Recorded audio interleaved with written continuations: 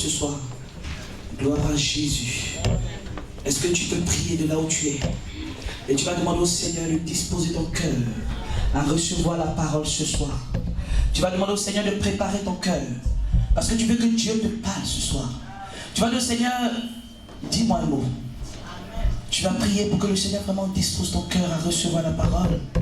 Et tu vas demander au Seigneur de disposer son canal. Afin que nous puissions recevoir de sa part. Oui, groupe musical, accompagnez-moi avec un cantique. Merci. Merci Jésus. Merci pour ton canal que tu utilises ce soir. Nous voulons te dire merci pour la vie de ton bon Seigneur. Merci parce que tu parles à travers lui. Nous voulons te dire merci parce que Père éternel des armées, tu vas parler sur la table de nos cœurs. Donne de ta bouche. Au nom de Jésus de Nazareth. Que ton nom soit glorifié. Seigneur, maintenant nous te faisons étudier un mot. Avant la louange, avant la joie. Au nom de Jésus.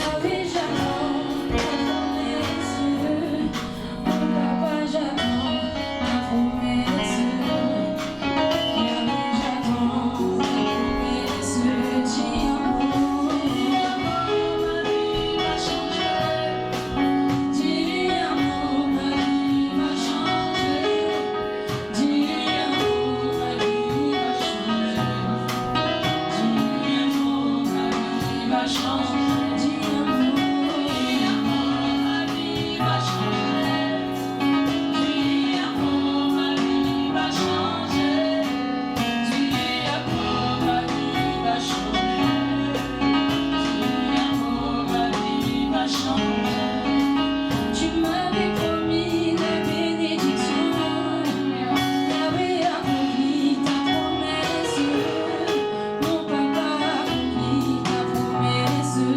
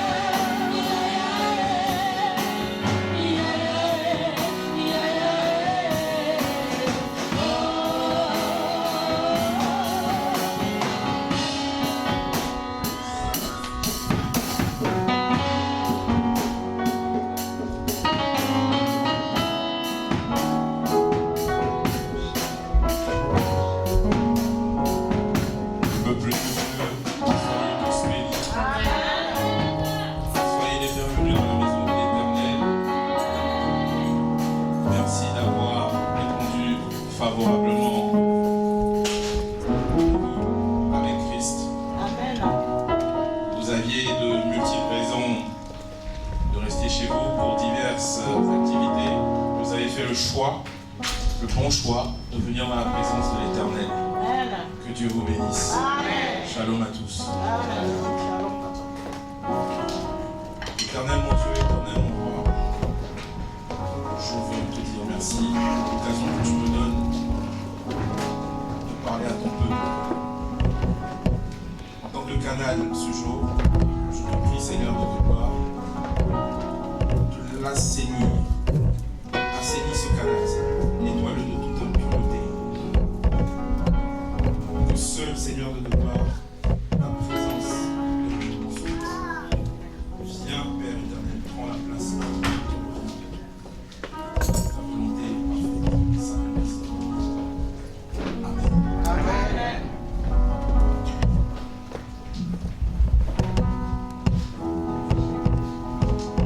Je vais sans plus tarder vous demander de prendre vos Bibles pour le passage 1 Pierre 5, verset 6. Nous avons différentes versions, mais le message est le même. On peut se tenir tous debout, s'il vous plaît, pendant la lecture de la parole. Merci à vous.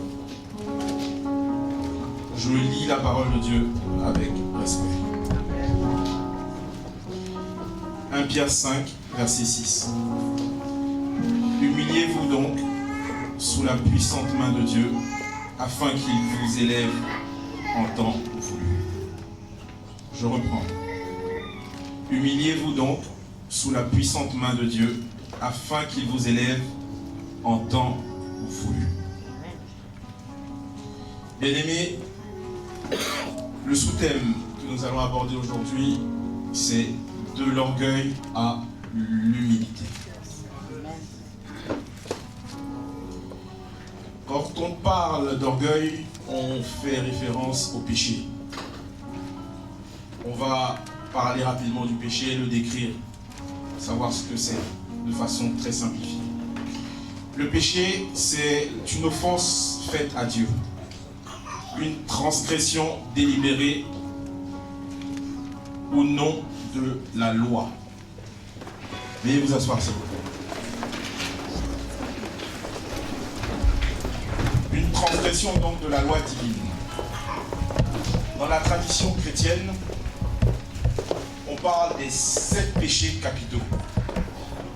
Qu'est-ce que c'est, les 7 péchés capitaux? Ce sont des péchés dont découlent tous les autres péchés. On va donc les énumérer.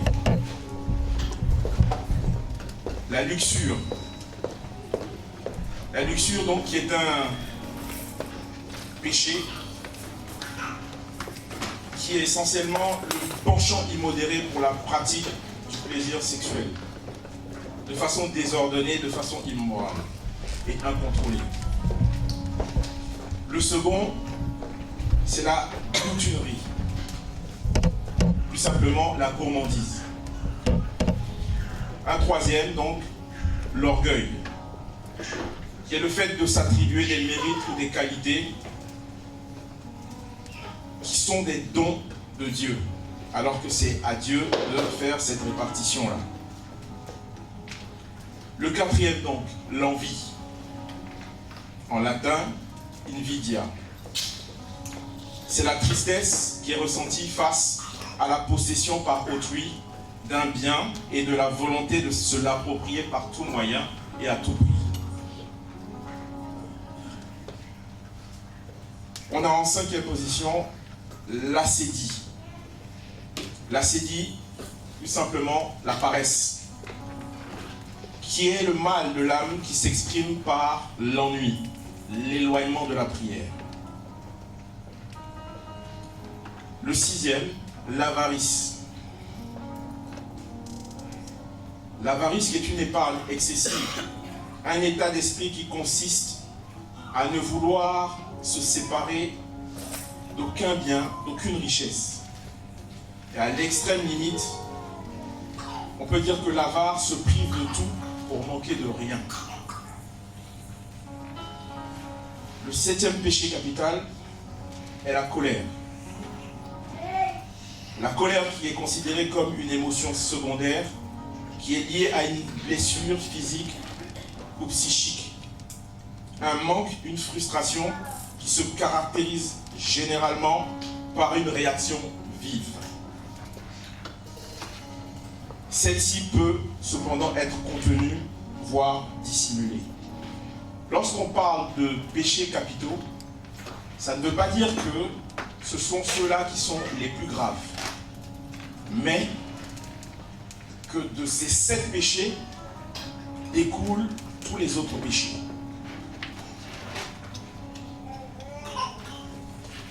Définissons donc l'orgueil. Qu'est-ce que l'orgueil? L'orgueil, en latin, superbia, est une opinion très avantageuse, une opinion exagérée que l'on a de sa valeur personnelle, au dépend de la considération qu'on doit à tout un chacun. L'orgueil n'est pas à confondre avec la fierté. La fierté, quant à elle, c'est la confiance dans le fait qu'on peut faire les choses bien. Tandis que l'orgueil, c'est la confiance dans le fait qu'on peut faire les choses mieux que les autres. La fierté et l'orgueil sont vécus différemment. La fierté est vécue face à soi-même, en silence. Tandis que l'orgueil est vécu face aux autres avec beaucoup de bruit. L'orgueil, c'est le fait de s'attribuer des qualités que l'on n'a pas, de tout rapporter à soi. C'est une absence d'humilité, le mépris de tout sauf de soi-même. L'orgueil produit tout ce qu'il faut faire pour amener notre vie à l'échec. L'orgueil nous fait fuir la réalité et la vérité sur nous-mêmes. L'orgueil emmène à se croire supérieur et plus méritant que les autres individus qu'on méprise.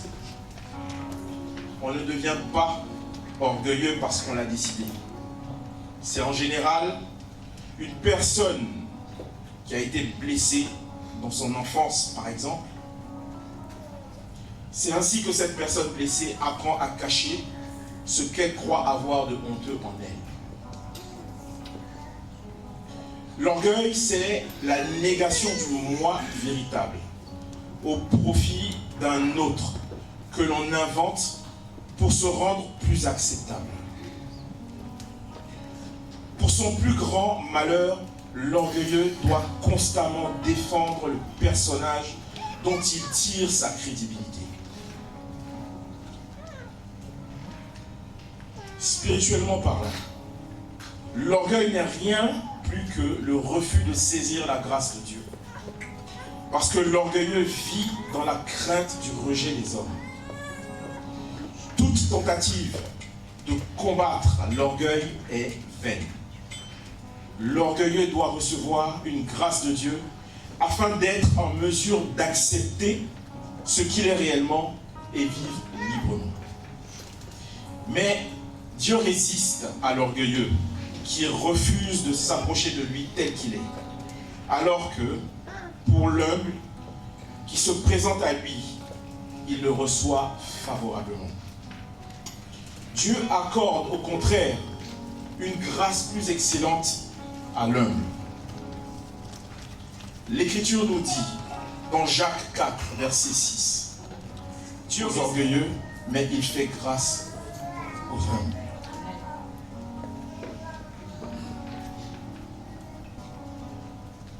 J'ai là 10 versets choisis dans la Bible afin de pouvoir mettre en évidence les dangers de l'orgueil. Je vais donc choisir 10 personnes dans l'assemblée et demander à ces personnes-là de préparer cette lecture. Pour le premier verset, qui veut le préparer? Ouais. Ce sera Proverbe 16, verset 18. Le deuxième, Ésaïe 5, verset 21. Le troisième, Proverbe 26, verset 12. Le quatrième, Romains 11, verset 20 à 21. Lorsque je reviendrai sur ces versets, vous vous reconnaîtrez. Le cinquième, donc Proverbe 29, verset 23. Ça a été pris. Bon, je reviens. Donc, le quatrième verset, Romains 11, verset 20 à 21. Le cinquième verset, Proverbe 29, verset 23. Le sixième, 1 Timothée 6, verset 17. Le septième, Ésaïe 2, verset 12. Le huitième, 1 Pierre 5, verset 5. Le neuvième, qui prend Stella. Luc 14, verset 10 à 11. Le dixième et le dernier, Romains 12, verset 3.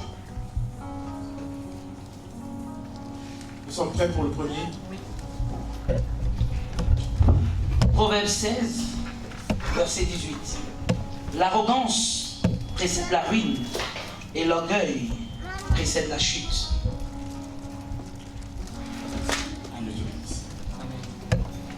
Ésaïe 5, verset 21. Je lis au nom du Seigneur Jésus. Malheur à ceux qui sont sages à leurs yeux et qui se croient intelligents. Dieu te bénisse. Proverbe 26, verset 12.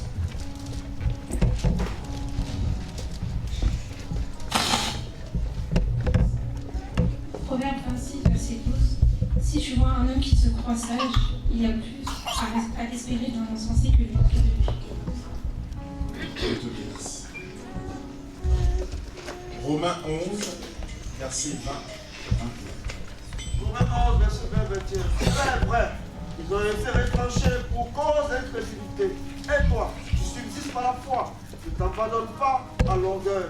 Mais crains, car si Dieu n'a pas épargné la branche naturelle, il ne t'épargnera non plus. Dieu te bénisse. Proverbe 29, verset 23. Proverbe 29, verset 23. L'orgueil d'un homme l'abaisse, mais celui qui est humble d'esprit obtient la gloire. Tu peux reprendre mon nom, s'il te plaît. Proverbe 29, verset 23. L'orgueil d'un homme l'abaisse, mais celui qui est humble d'esprit obtient la gloire. Dieu te bénisse. 1 Timothée 6, verset 17. 1 Timothée 6, verset 17. Recommande aux riches du présent siècle de ne pas être orgueilleux et de ne pas mettre leur espérance dans des richesses incertaines, mais de la mettre en Dieu, qui nous donne avec abondance toutes choses pour que nous en jouissions. Amen. Dieu te bénisse. Ésaïe 2, verset 12.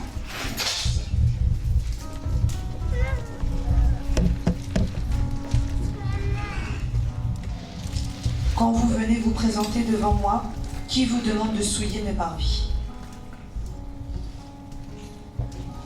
Peux-tu reprendre, s'il te plaît? Quand vous venez vous présenter devant moi, qui vous demande de souiller mes parvis? Dieu te bénisse. Ésaïe 2, verset 12.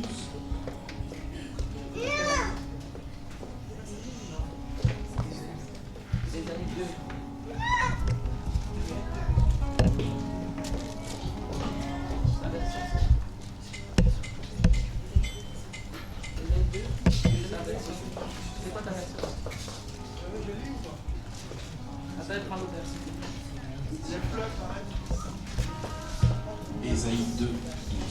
Je peux lire? Oui, vas-y.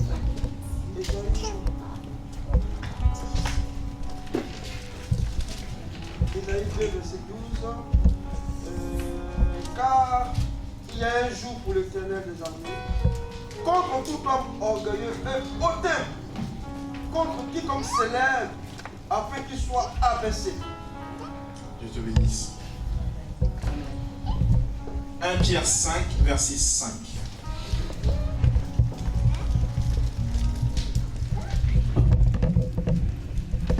Pierre 5, verset 5. De même, vous qui êtes jeunes, soumettez-vous aux anciens, et vous tous, les uns aux autres, revêtez-vous d'humilité, car Dieu s'oppose aux orgueilleux, mais il fait grâce aux humbles. Dieu te bénisse. Luc 14, verset 10 à 11.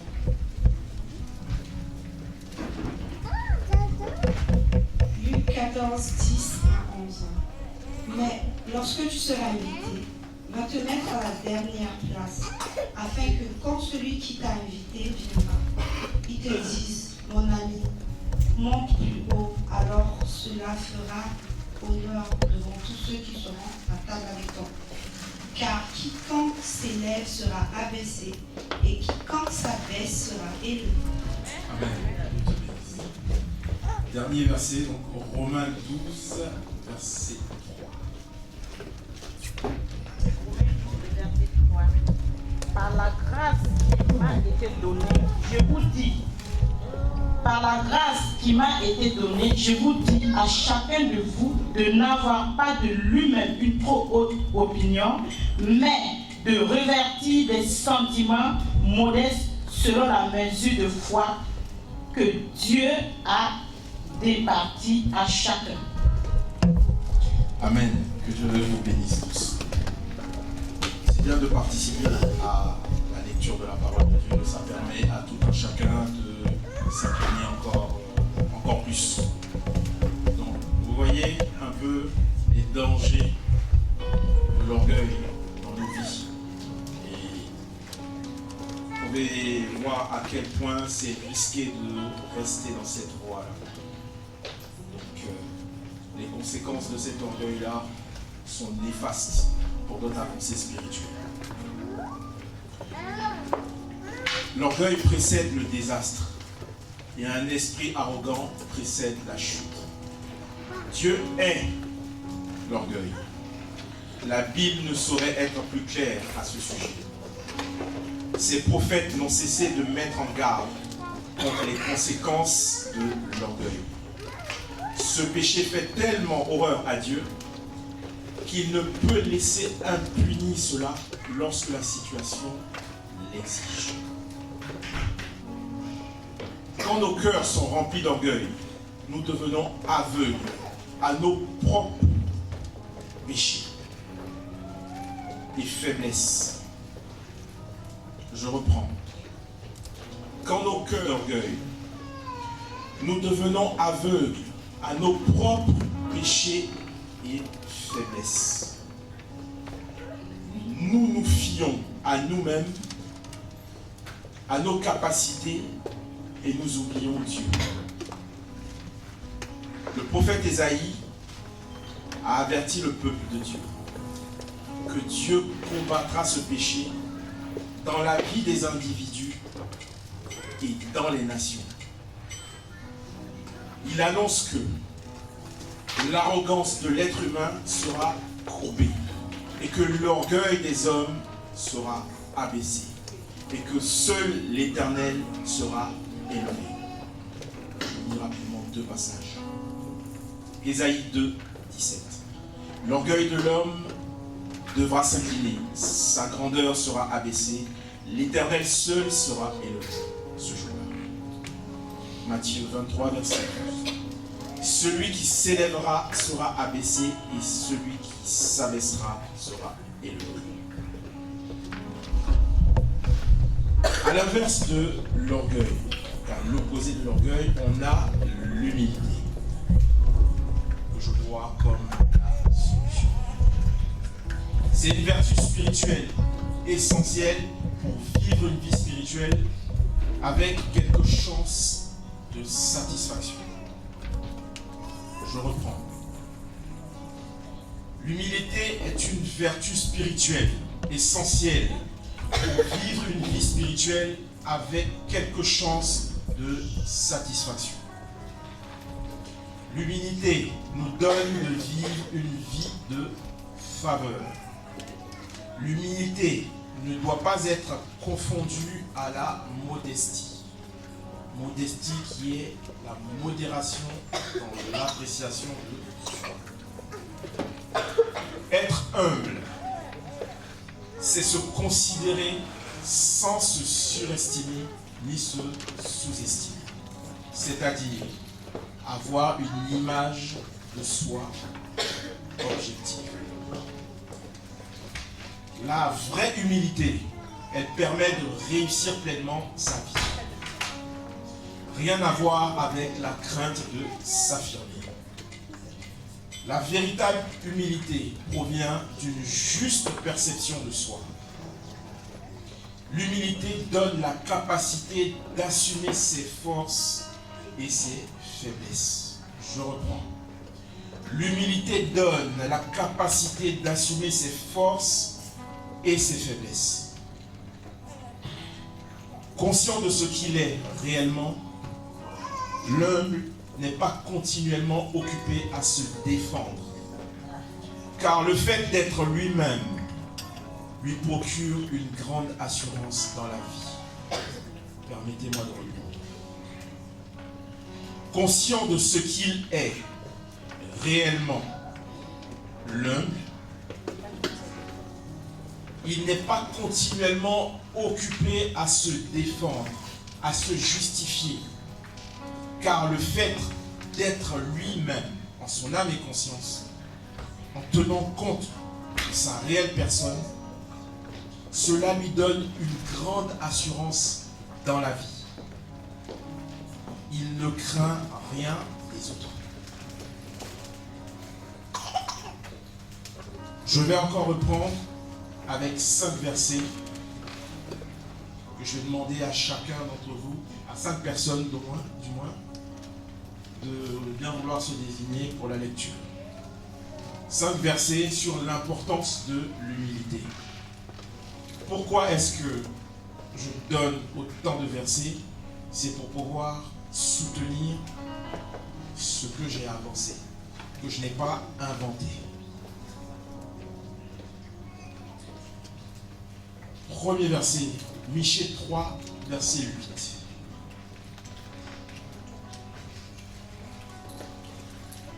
Deuxième verset, Sophonie 2, verset 3. Troisième verset, Matthieu 18, verset 4. Quatrième verset, troisième verset, Matthieu 18, verset 4. Quatrième verset, Matthieu 23, verset 12. Cinquième et dernier verset, Philippiens 2, verset 3. Lorsque vous êtes prêts, vous pouvez. Donc, le premier, c'est Michée 3, verset 8. Michée 3, verset 8, je lis la parole de Dieu. Mais moi, je suis rempli de force de l'Esprit de l'Éternel. Je suis rempli de justice et de vigueur. Je fais connaître à Jacob son crime et à Israël son péché.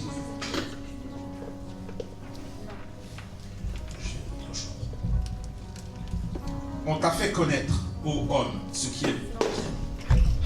Et ce que l'Éternel demande de toi, c'est que tu pratiques la justice, que tu aimes la miséricorde et que tu marches humblement avec ton Dieu.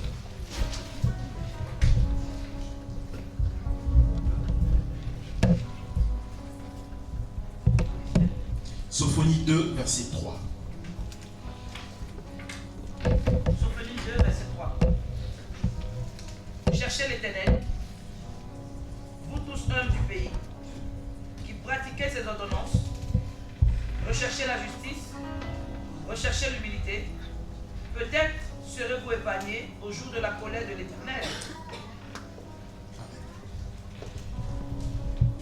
troisième verset, Matthieu 18, verset 4. Tu as eu la parole de Dieu avec respect. C'est pourquoi quiconque se rendra humble comme ce petit enfant sera le plus grand dans le royaume des cieux. Amen. Matthieu 23, verset 12. Je lis au nom du Seigneur. Quiconque s'élèvera sera abaissé, et quiconque s'abaissera sera élevé. Philippiens 2, verset 3. Ne faites rien. Ne faites rien par esprit de parti ou par belle gloire, mais que l'humilité vous fasse regarder les autres comme étant au-dessus de vous-même. Amen. Après avoir parcouru ces deux points importants, l'orgueil et l'humilité, deux sujets que l'on retrouve fréquemment côte à côte dans la parole de Dieu. Ils ressemblent étrangement à deux ennemis inséparables. Pour nous qui sommes chrétiens, l'orgueil peut sembler être un problème qui touche davantage les incroyants, les insciences. Malheureusement, c'est souvent notre point de vue face aux gens de ce monde, séparés de Dieu. Nous aimons croire que nous sommes meilleurs qu'eux parce que nous sommes chrétiens. Faisons attention. Tenons-nous loin du jugement. Préoccupons-nous de l'évolution de notre âme. Chacun doit regarder devant lui et non à côté. Le fait de rester à regarder à côté donne l'occasion de faire du commérage, discuter enfin, alors qu'il y a encore de la route devant.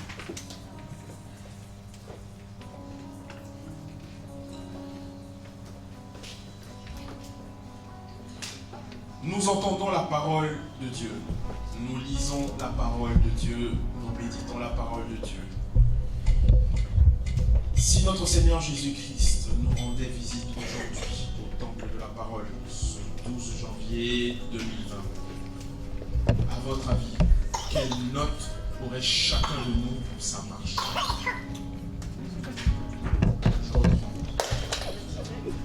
Nous entendons la parole de Dieu, nous lisons la parole de Dieu, nous la pratiquons, nous la méditons. Si notre Seigneur Jésus-Christ venait à cet instant précis, 12 janvier 2020, au temple de la parole, que chacun s'examine afin de lui-même évaluer la note. Est-ce un 20 sur 20 comme l'année dans laquelle nous sommes, 2020, ou un 1 sur 20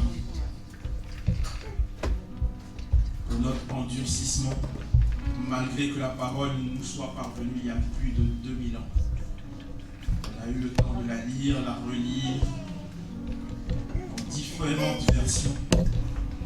Est-ce que ce qu'on a pu en tirer nous a permis de redresser notre marche? Frères et sœurs, demeurons vigilants, demeurons soucieux de l'état de notre âme.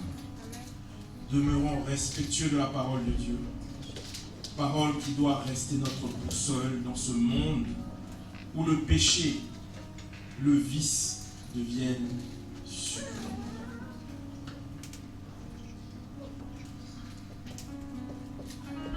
Faisons attention, parce qu'on a tendance à légitimer le péché. On devient quasiment indifférent même à cela, parce qu'on le voit partout. Et ça devient comme une habitude. Mais aux yeux de Dieu, ça reste un péché.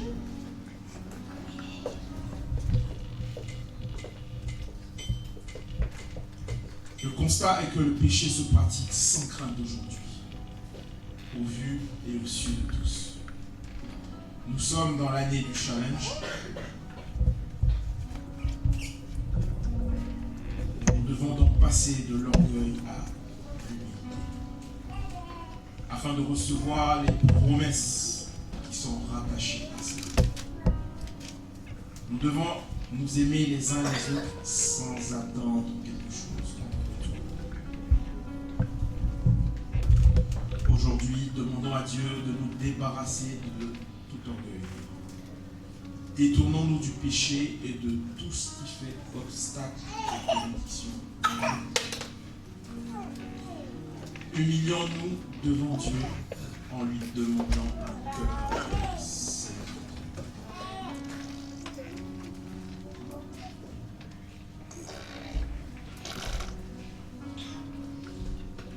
Groupe musical, je vais vous demander de m'accompagner sur une adoration. Le frère Ange.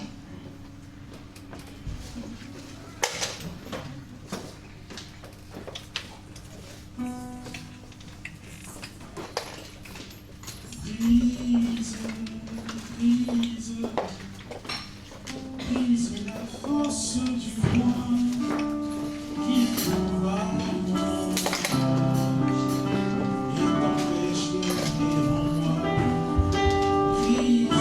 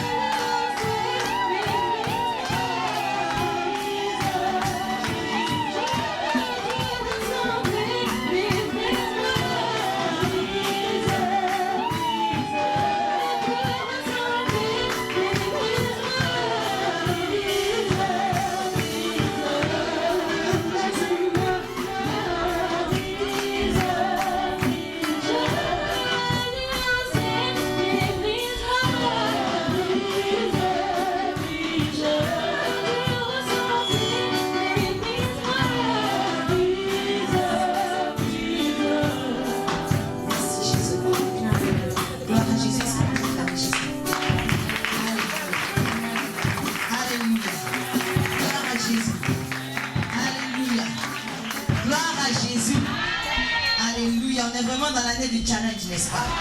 Alléluia. Le bon gosse a été consacré, mais il est resté dans le silence. Alléluia. Le temps est venu, on est vraiment dans l'année du challenge. Sorti du silence. Quelqu'un dit amen avec moi.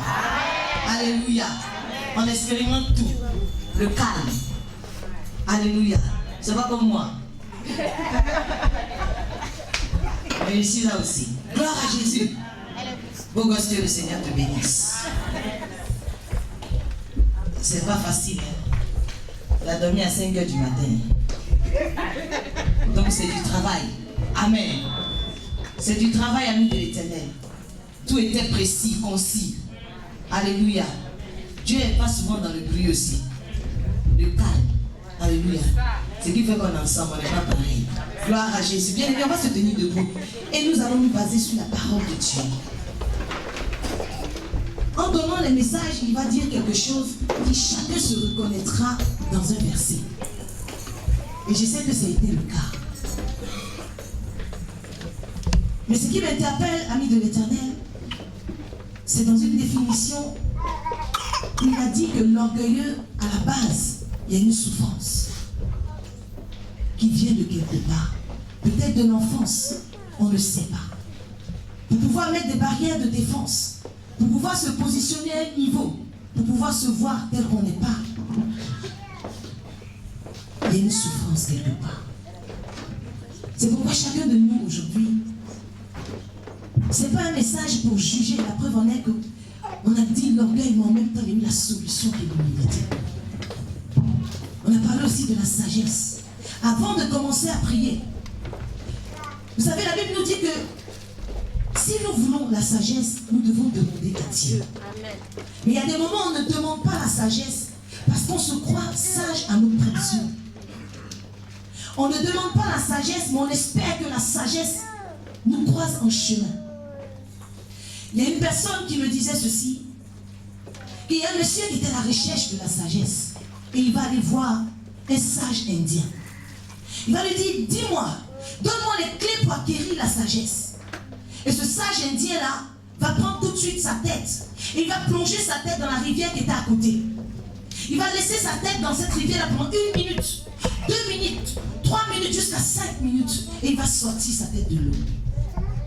Il va lui dire, tu sais, la manière dont tu as aspiré ardemment à respirer quand tu avais la tête sous l'eau, si tu aspires à la sagesse de cette même manière, tu l'auras.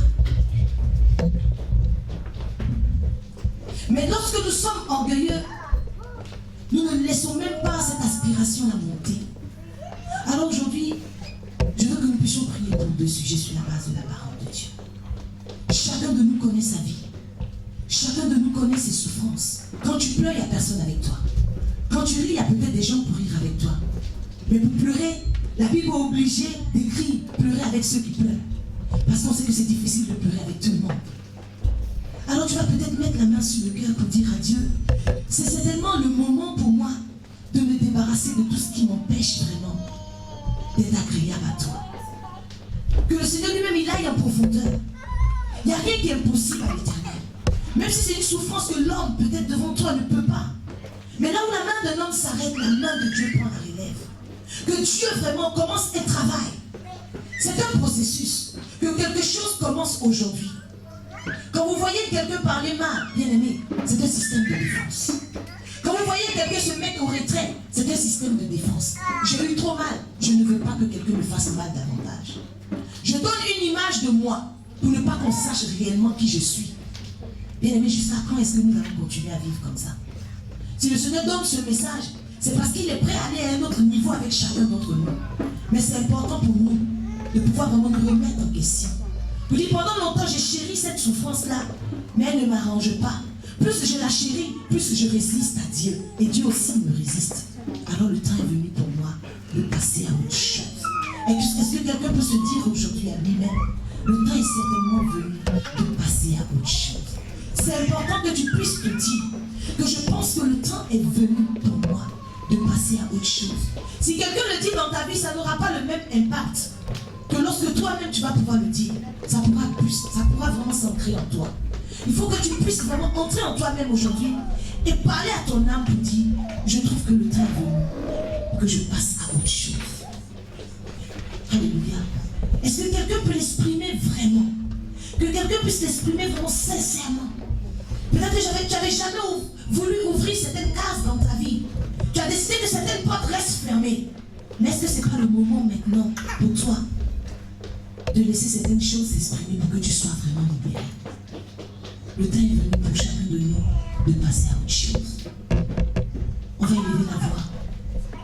Et il va nous être donné selon notre foi. Car la Bible dit que si nous demandons, Dieu nous donne. Le temps est venu pour nous de dire, Saint-Esprit, tu peux toucher cet aspect de ma vie. Parce qu'il dit, voici, je le tiens à la porte de ton cœur. Diminue un peu le micro, s'il vous plaît. Et je frappe. Et si quelqu'un entend ma voix, s'il m'ouvre, j'entrerai. Certainement, le Saint-Esprit touche à ce problème. Mais tu ne lui as pas encore autorisé de commencer à travailler avec toi à ce niveau-là. Aujourd'hui, est-ce que tu peux autoriser? Pour dire, Saint-Esprit, je veux t'ouvrir vraiment cet aspect de ma vie, qui est peut-être secret. Je suis mal à l'aise lorsque j'en parle. Mais j'ai besoin d'être guéri. Parce que longtemps, on parle de l'orgueil. Je suis conscient de cela. Mais si ça ne change pas, c'est que le problème est autre part. Je vais aller en profondeur. Que quelqu'un élève la voix ce soir et qu'il puisse parler à son Dieu de tout son cœur. En croyant que ce qu'il dit ce soir s'attache à lui pour toujours. Élève la voix et commence à parler à ton Dieu. Je veux t'entendre parler à Dieu, la méditation. Parce que si tu ne fais rien, comme j'ai cette parole-là de Mardoché qui dit, ne pense pas que si tu ne te bouges pas, la chose ne viendra pas d'accord. Je ne peux pas continuer à m'auto-mutiler. Je ne peux pas continuer à vivre ainsi. Jusqu'à quand est-ce que je ferai semblant? Seigneur, rien n'est caché à tes yeux. Éternel qui sonde les cœurs. Éternel qui sonde les reins. Dieu qui sait toutes choses. Dieu qui sait ce que même tu vas vivre demain. Alors parce qu'il est conscient de ce que